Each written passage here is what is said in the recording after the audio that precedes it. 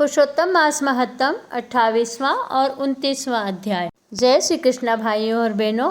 अब अनंत पुण्यदायी पुरुषोत्तम मास पूर्णता की ओर अग्रसर हो रहा है। अब 2-3 दिन ही बचे हैं। अगर आपने अभी तक भी पुरुषोत्तम मास के निमित्त कुछ नहीं किया हो तो अभी भी 2-3 दिन हैं। आप दान पुण्य व्रत कर ले और अनंत पुण्य फल के भागी बन जाएं। तो चलिए 28वें अध्याय की कथा शुरू करती हूँ। नारायण ने कहा, हे नारद, उसे चित्रगुप्त की आज्ञा से ताड़ना दी जाने लगी। पहले वह फल रहित वन में प्रेत बनाया जो भूख प्यास से अत्यंत व्याकुल घूमता रहता था। फिर फलों की चोरी के पाप के फलस्वरूप उसे बंदर की योनि मिली, किंतु इस बंदर को एक सुंदर मृग तीर्थ में जन्म मिला जो पापों को नाश करने वाला था। नारद ने पूछा, ऐसे पापियों को पवित्र तीर्थ कैसे मिल गया? तब नारायण ने कहा, चित्रकुंडल नामक एक वैश्य ने मास के अंतिम दिन आने पर भक्तिपूर्वक उद्यापन किया था।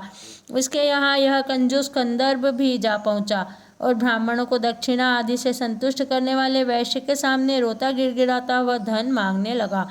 वैश्य ने उसे भी कुछ धन दे दिया। तब वह गदगद वाणी से उस वैश्य चित्रकुंडल की प्रशंसा करने लगा। वैश्यपति, तेरी पूजा को देखकर मैं चकित हूँ।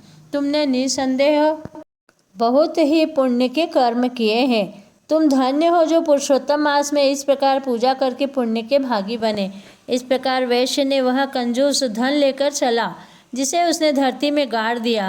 हे नारद, इस समारोह के दर्शन और स्तुति करने से ही उसे यह मृग तीर्थ प्राप्त हुआ जो सुंदर सरोवर, मीठे फलों से युक्त तथा पुष्पों से परिपूर्ण एक वन प्रदेश था। किंतु तुम जानते हो कि जहाँ जीव जाता है वहीं उसके कर्म भी साथ जाते हैं, क्योंकि बिना भोगे कर्मों का नाश नहीं होता है, ऐसा वेदों की आज्ञा है। सो वह बंदर वहाँ की पवित्र भूमि को प्राप्त हुआ, किंतु उसके मुख में फोड़ा होने से वह फल आदि नहीं खा पाता था और फोड़े की पीड़ा से व्याकुल वह भूखा बंदर फलों को खाने में असमर्थ था। इस तरह उसका व्रत भी हो गया। इस तरह वह क्रोध में उनको तोड़ तोड़ कर बाहर फेंक देता था। भूखा होने से जर्जर शरीर वाला वह खड़ा भी नहीं हो पाता था। इस प्रकार वह पापों का मारा दुख पाता था कि पुरुषोत्तम मास आ गया। एक बार कृष्ण पक्ष में अंधकार के कारण एक वृक्ष से दूसरे वृक्ष पर कूदता हुआ वह सरोवर में गिर गया। निराहारी दुर्बल बंदर 10वीं से 4 दिन तक उस कुंड में लुढ़कता रहा और 5वें दिन उसने प्राण त्याग दिए। इस तरह उस बंदर का उपवास भी हो गया और वह कुंड में गिरकर प्राण त्यागने से मुक्त हो गया और उसे बैकुंठ का वास मिला। इस तरह वह पाप रहित हो गया। सो विष्णुदूत विमान लेकर आए और उसे विमान में चढ़ाकर ले जाने लगे। तो वह महाभाग बंदर उनसे पूछने लगा कि मुझ पापी को यह सुख कैसे मिल रहा है। उसने हरि के पार्षद से आश्चर्यचकित होकर इस बात का रहस्य पूछा। पुरुषोत्तम मास महत्तम 28वां अध्याय समाप्त। 29वां अध्याय।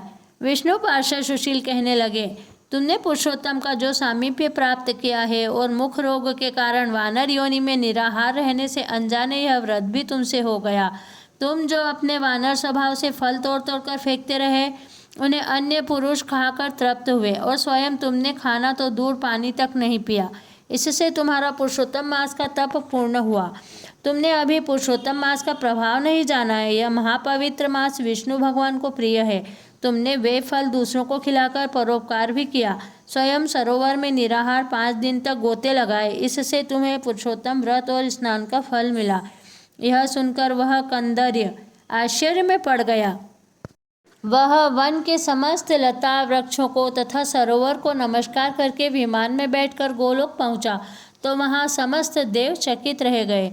यह सब सुनकर नारद जी बोले, हे तपोधन, आपने व्रत के अन्य अन्य कर्मों को नहीं बताया, कृपा करके वे भी बताए। नारायण बोले, व्रती को चाहिए कि वह मध्याह्न पश्चात संध्या तर्पण करके अन्न फल आदि ग्रहण करे, फिर 5 महायज्ञ, भूत बलि, काक बलि, स्नान आदि करके श्रद्धा विधि पूर्वक आचमन करे, गायत्री मंत्र का जाप करे, सायंकाल और प्रातःकाल बलि वैश्य देव कर्म करे।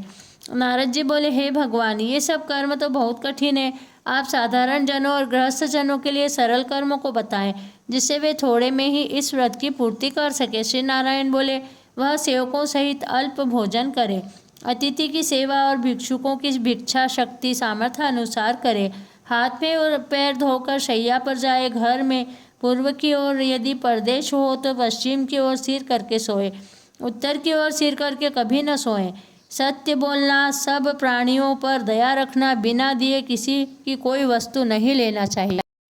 मद्यपान, मांस का सेवन नहीं करना और पर स्त्री से भोग विलास नहीं करना, ये सभी मोक्षदायी हैं। सभी उत्तम प्राणियों को ये कार्य करने चाहिए। इस तरह पुरुषोत्तम मास महत्म के 28वें और 29वें अध्याय की कथा समाप्त होती है। अच्युतम केशवम राम नारायणम कृष्ण दामोदरम वासुदेवम भजे श्रीधरम माधवम गोपिका वल्लभम श्री जानकी नायकम श्री रामचंद्रम भजे श्री राधिका नायकम श्री कृष्णचंद्रम भजे। गोपाल कृष्ण भगवान की जय। प्रिय भाइयों और बहनों, सुनते रहिए मेरे चैनल पर पुरुषोत्तम मास की ये सभी कथाएं।